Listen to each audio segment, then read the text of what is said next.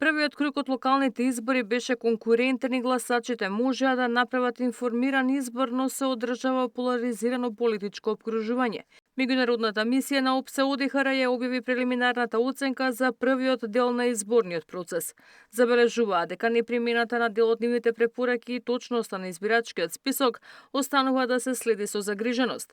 Кандидатите воделе кампања за општински прашања, но процесот бил обележан или со дебата за идентитетот, интеграциите, корупцијата и правичната застапеност.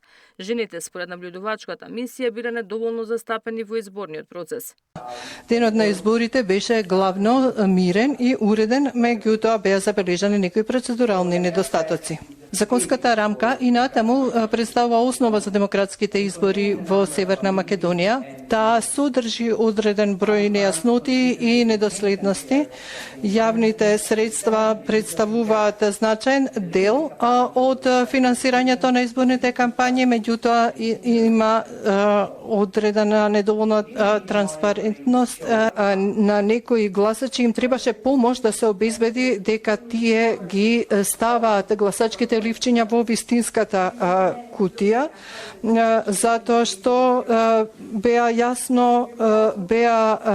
доста бледи боите на различните ливчиња.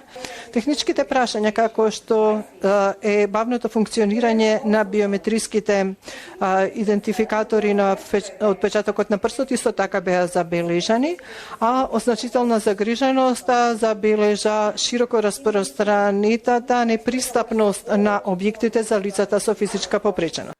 Меѓународното наблюдување на изборите беше покриено со 276 наблюдувачи од 40 земји, составени од 254 експерти и долгорочни и краткорочни наблюдувачи на ОПСЕ ОДИХР, 15 пратеници и службеници на Советот на Европа и 7 од Европскиот парламент.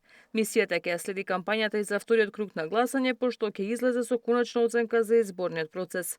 Ивана Соколовиќ, Најдова, Сител телевизија.